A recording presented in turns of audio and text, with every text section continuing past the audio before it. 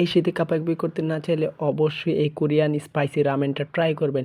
কারণ এই Korean spicy রামেনটা এত পরিমাণে ঝাল রে ভাই, যদি আপনারা না খান সেটা কখনোই বুঝবেন না। এত পরিমাণে ঝাল, একবার যদি খান সেটা শীতের কাপাকাপি থেকে আপনাকে অবশ্যই রক্ষা করবে। তো আজকে আমি সেই কোরিয়ান রামেন খাওয়ার জন্য প্রথমে দোকান থেকে কোরিয়ান রামেনটি কিনে নিয়ে আসলাম।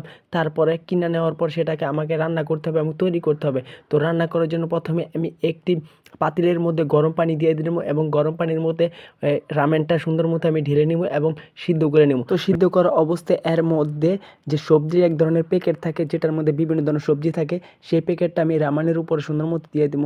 এই প্যাকেটটার মধ্যে প্রচুর পরিমাণ সবজি এবং ভিটামিন থাকে, এটা দিলে আরও রামেনটা আরও বেশি সুস্বাদু হয়। তারপরে আমি স্পাইসিস যে এটা আছে ঝাল, সেটা আমি দিয়ে দিব রামেনের ভিতরে। দেওয়ার পর 5 থেকে 10 মিনিট আমি সুন্দর মতো নাড়াচাড়া করে নেব।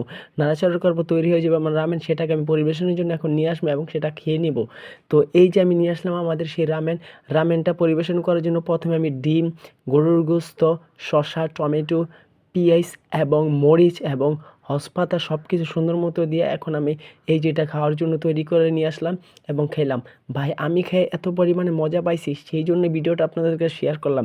তো অবশ্যই আপনারা যদি ভিডিওটা অবশ্যই ভালো লাগে, অবশ্যই সেটা লাইক, কমেন্ট, সাবস্ক্রাইব করবেন এবং আমার চ্যানেলটা সাবস্ক্রাইব করে যাবেন। আর একবার বাসায় এই কোরিয়ান রামেনটা ট্রাই করবেন ভাই, এত পরিমাণে ঝাল রে ভাই, সেই পরিমাণে স্বাদ।